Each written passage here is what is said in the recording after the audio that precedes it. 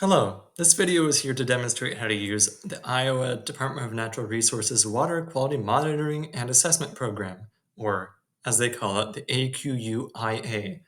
There's a lot of historical data on this website, which is really robust, but still easy to use if you know how to use it. So I will demonstrate the two main parts of this website, and then later in the video, describe some of the other characteristics that might be helpful in more niche ways. To start, let's look at the data search here. This is how we can mainly access the database. When we click on Select a Facility, there are four options. The first is to look at surface water monitoring data. This is the main one we'll look at. There's also groundwater data and non-DNR data and fish tissue monitoring, but these three are either lacking in data a lot or are easier to see in other ways. So for now, let's pick the first option. Now we need to look at what do we want to search by more specifically. Let's search by analyte group for now. So what are we analyzing? And let's look at nutrients. And there's a lot of data here, so we want to narrow our search. So let's search only in 1 year, say the year 2000. And we'll keep the months the same, so we're looking at about a 4-month range. Get results. Now the loading time here suggests, yeah, there's a lot of data here, over 1,600 data entries of nutrients in Iowa in a 4-month range. And this is the beginning of the year, not time of year you typically think of measuring things. If you want to download the data, it's here at the top right. The key things to look at are some of the data that you're given. So the sample day, the analyte, what did they measure? So phosphates, phosphorus, nitrogen are some of the big ones we see here. The result, the number of what they measured, and the unit of what was measured. If you want a little bit more in-depth of how to analyze this data in Google Sheets or Excel, there's another video linked below. Back on the main page, I want to explore perhaps a more approachable way of looking at the data on this website, which is right below data search in the Look at Map section. As the name suggests, it loads a map of Iowa in just a second. Here we are. And it shows every single monitoring site that the website has access to. And it categorizes them through color in river, stream, lake, and then there's a smattering of wells and wetlands, springs, and other. For the sake of this video, I want to look at a specific example. We can zoom in by double-clicking here at Kent Park near Iowa City. You'll notice there's actually two data points here. One is for the beach at Kent Park, and the other is for the lake itself. For the time being, let's look at the lake. I'm going to click on the ID, and it loads a new tab. There's a little bit of site information here, but the menu here on the left shows a few other interesting things we can look at. First is results. So what are all of the analytes at Kent Park specifically? We can download this also as a CSV file, and if we can look at this in Google Sheets if we want to. A really powerful thing this website has, though, is trends. It makes graphs for us. So we can look at some of the different analytes that they have here. For example, we can look at pH. How does the pH in the lake change over time? This is the default time range. Sure, let's look at this. Trend it.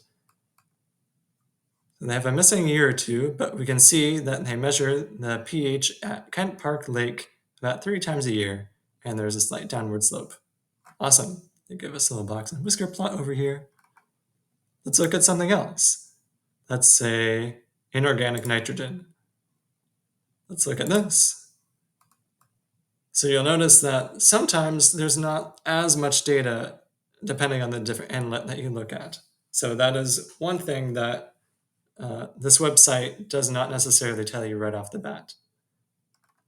We can also look at other things such as water temperature. Why not? For the past 10 years, there's another similar time gap here as well. There's two other parts to this map view that are also interesting to look at. You'll notice there's one more menu item over here called the Lake TSI. The TSI, or Trophic State Index, is really a proxy for the biological content, or perhaps the level of eutrophication of a certain lake. This green line here, around 60 to 65, depending on where you look, is generally the do not cross line. If it's above, then that's generally a bad sign for your body of water. So this missing data gap in 2018 might suggest that there was a restoration program or something that happened at Kent Park. Last but not least, let's go back to the site page here. If we scroll down to the bottom, there's an external data page. This leads us to an EPA page, which looks at general categorizations of Kent Park. Here we can see the IR category. So 5 is a bad thing, 4 is a good thing. So this suggests the same trend, that the water quality at Kent Park is doing better than it used to be. There's other things that are monitored here: fish kills, recreation, maximum daily load, and a few other interesting things. One of the drawbacks of using both the data search and look at the map feature is that they don't always show data that's super up to date or data that's super regular. If we do want data that is regularly measured or annually, then these monitoring programs in the middle are a better place to look. So ambient streams, lakes, and beach monitoring are all measured every year. As we can see in the news ticker over here on the right, these are things that are updated regularly. So if I click on ambient streams, it pulls up a, here we go, smaller map of Iowa with streams that are measured every year at regular intervals. If I click on ambient lakes, sometimes it takes a while. Here we go. Lakes that are measured every year as well.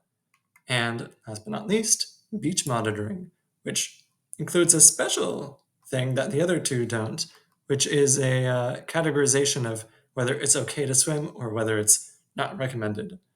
So for the most part, it looks like swimming in Iowa is good to go right now. Back on the main page again, I want to show off this link right here, the Water Monitoring Atlas. So this name actually suggests the wrong thing. It doesn't bring us to an atlas so much as a broader resource pool of different links. So this is the website we were just on exploring, looking at physical and chemical monitoring data in Iowa. However, there's a few other things that are really interesting on here. So beach monitoring was under here as well. Bionet and a fish kill database look at fish collections and macroinvertebrates in Iowa. Iowa Wells and the Drinking Water Watch look specifically at drinking water in Iowa. Both of these are a little bit difficult to explore as they don't have a map associated with them.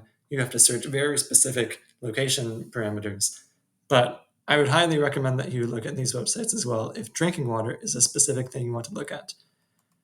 And then external to the DNR are a few other links to the Iowa Water Quality Information System, which we have another video about, as well as a few other location-specific things such as in Des Moines. To summarize, this website is an excellent balance between breadth of data and ease of use. So there's a lot of data that you can possibly use through the data search or through the look at map.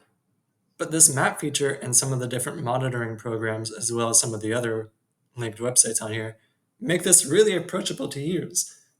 You don't necessarily need to get bogged down by needing to go through hundreds of thousands of data points on your own in an Excel spreadsheet. You can look at the map and it makes graphs for you of different analytes over time. If you want to look at analytes yourself in even more depth, however, there's another website which may be even better than this, which is linked below. If you have any questions, feel free to leave a comment. Thank you.